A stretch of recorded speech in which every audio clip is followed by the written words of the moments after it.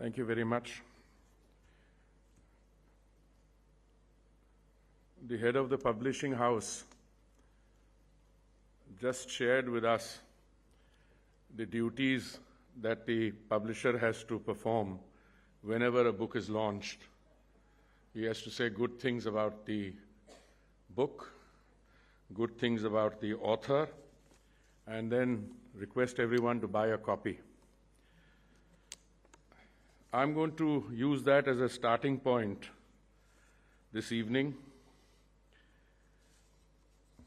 I have done my homework, and I can say without fear of contradiction that in this distinguished gathering of authors and book lovers, I have known Ambassador Bhaswati Mukherjee longer than anyone else.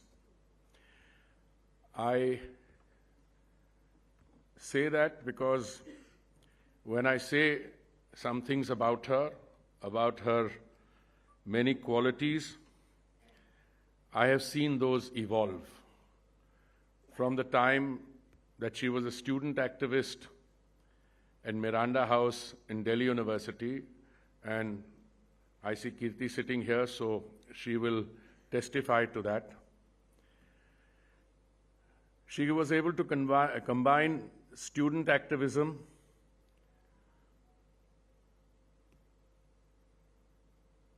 solid academic credentials, and many other things to evolve both from a student into a teacher, a serious student of history, and then on to a very successful career in the Foreign Service.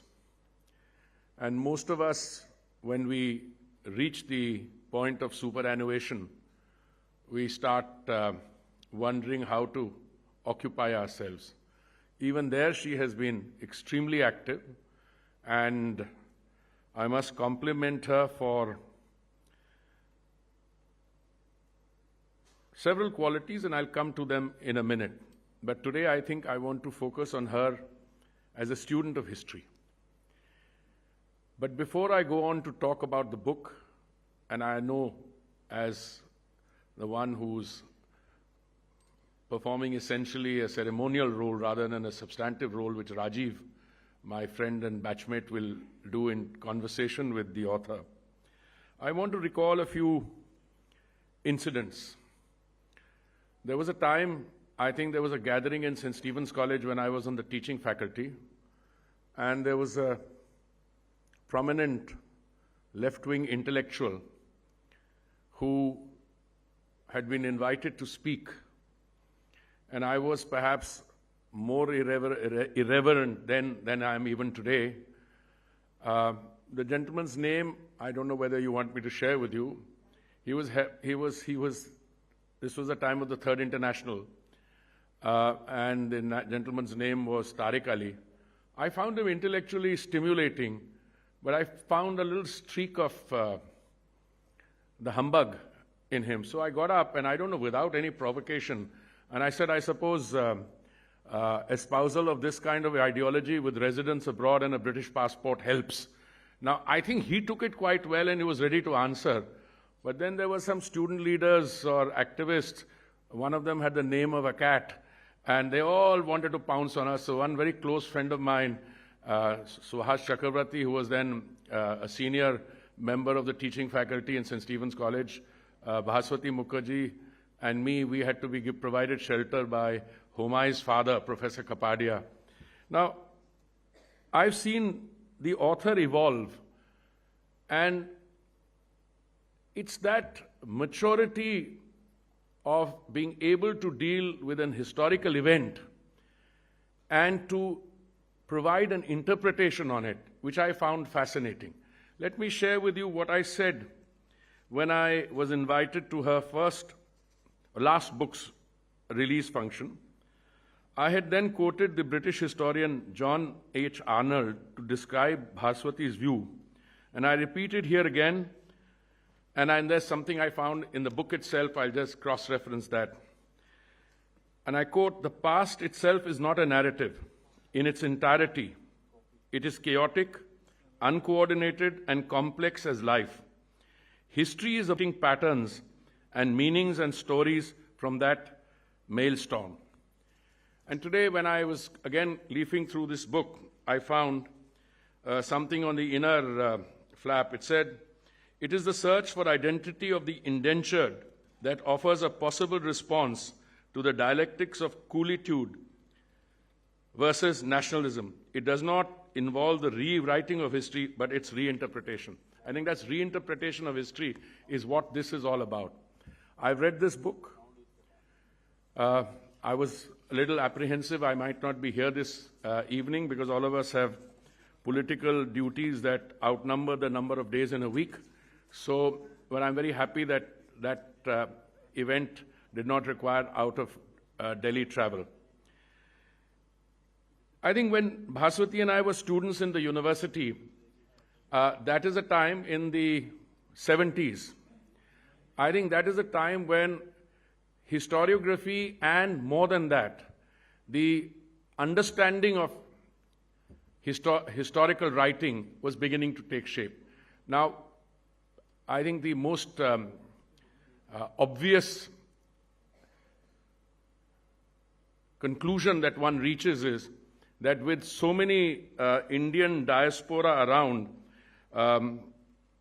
I have saying 1.3 million Indian laborers who were inveigled into servitude across the Kala Pani as per the so-called great experiment of the British after it abolished slavery. Now, I think that's the starting point. You abolish slavery in, 1833? And then you still, after that, take out 1.3 million Indians in different garb as coolies, etc., across Kala Pani, etc. Now, the book lists, and I've taken out some extracts. I'm not going to go over all of them. I'll just cross-reference them. The Apravasi Ghat, built by the British government in 1834 for the Great Experiment in Mauritius. In Mauritius, Hindus comprise 52% of the total population, and a majority speak Bhojpuri and understand Hindi, which is recognized as the ancestral language of Hindus in Mauritius and a symbol of Hindu identity. The annual pilgrimage of Grand Basin, a mountain lake in the southwest of Mauritius known to Hindus as Ganga Talao, on the occasion of Shivratri. Steady flow of Indians to Fiji from 1879 to 1916. The majority of them, I think about 80% of them, came from Uttar Pradesh. Another 13% came from Bihar and Bengal. There was also a tiny Muslim minority of around 6,787. Hindi Bhojpuri is the main written and spoken language among Fiji Indians. Two racist groups in 1987-2000 seeking to disempower Fijian citizens of Indian origin resulted in the mass exodus of more than 100,000 Indians, mainly to Australia. Very few, surprisingly, chose to return to India. Now, countries like Fiji, Mauritius, Suriname, and Guyana have many lawmakers of Indian origin. And that interactive process, when I was a student at Delhi University, we had a very large contingent of students from these countries. They came here, they went back. Many of them occupied positions of influence and prominence in their own countries. Some rose to be heads of state and government. Guyana has seen 2 prime ministers and 3 presidents of Indian origin. The political history of Mauritius is dominated by Indian origin politicians, 4 prime ministers, 6 presidents, and 2 of the 3 founding fathers. Now, when I started leafing through the book, I came across several passages which I found to be exceptionally powerful, both in the poetry and in what was being said. I'm not going to read those because I think, as usual, I would then go on longer than I expect to or wanted to. But there's one passage which I was very moved by. It said that when we moved from where we were born, we lost our earth and everything. Now, where we are, if we lose our identity, then you wonder what this whole life is all about. And I think, therefore, this focus on the relentless quest for identity that Ambassador Mukherjee captures in this book, it's a story that has been around. It's not that you are doing new research. Much of the literature of that period and the subsequent period and how these Indian origin communities survived, their inner resilience, their challenges that they faced, and the success they made of their lives. That is one story. But to place in good historical perspective that relentless quest for identity, I think that's what all this book is all about. And I want you all to join me in giving her a very warm round of well-deserved applause. The book is extremely well written. I did take the liberty of pointing out a little typo. I am described not as a minister but as a ministry. Now that's extremely flattering, but that's really not true. But let me come back to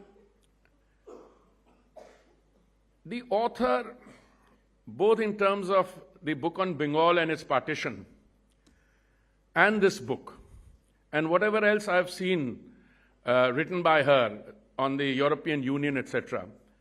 I think the fact that an author can combine good academic rigor with the analysis and treatment of a subject that is partly in history, but whose political significance, I think, lies now, because that quest for identity and how this is shaping, and particularly, I think, at a time like the one we are in today.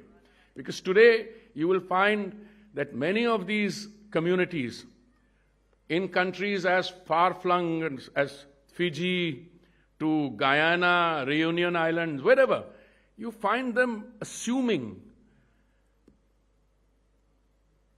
positions. They are reimagining their own identities, and I think the umbilical link with the country of origin or the motherland, I think that is a story. And I think I don't want to sound cynical, but this is a very important book. But I think it also deserves to be part of a larger project. The larger project, I think, can go into the granular understanding of how these communities, there are identities and there are similarities and there are dissimilarities. A friend of mine in the UK who once used to be known as the beer man, but he's now a very famous chancellor of a university and a lord of the upper House of Lords. He is, even at, must be my age or a little younger, he says he's going back to Cambridge to do an analysis of the treatment of minorities and minorities globally. So he came to me because he's a Parsi, and he said, what happened to the Sikhs, etc. I think that kind of a project, which is an overall project, and this, so I'm just giving Ambassador Mukherjee some ideas. You know, she's doesn't have enough time, doesn't have enough work as president of the India Habitat Center. Then she doesn't have enough work, Pankaj, I must tell you that, as being on the board of Petronet. So I think she's got a lot of spare time. So if you use the active mind to work on a larger project, I think you'll be doing a great service, as which this book already is. I just want to conclude, my friend, the publisher, also said that it's good to say things about the book, the author, and then tell them to buy it. I have a slightly nuanced position on that. I said, I think good wine needs no bush, and therefore both the author and the book will sell on their own. All you have to do as a publisher is to ensure that the narrative of this book and its significance is captured both through reviews and the kind of minimal marketing that is required. After that, a good book always takes work. So once again, heartiest congratulations, Ambassador Mukherjee. And knowing her has been an education. We've not always agreed. There was a time when one of my successors in London and I walked into her room when she was JS Europe West, and she told both of us that she was too busy to see us. Obviously, I don't need to. I asked Lakshmi before I came up, how much of that kind of talk am I allowed? She said, none whatsoever. So, in the fulsome praise that I offer you, Madam Author, Madam President of IHC, member of your board, etc., amidst all that deep respect, I think she also has a lot of courage, conviction, ideological conviction, and I've seen that conviction,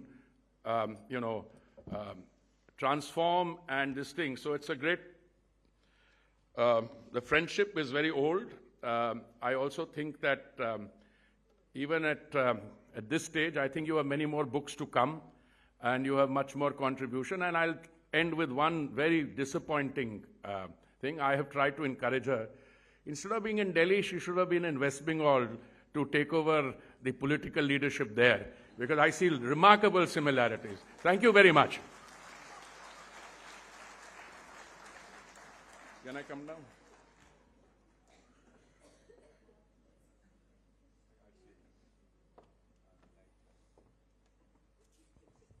Thank you, sir, for your words of appreciation.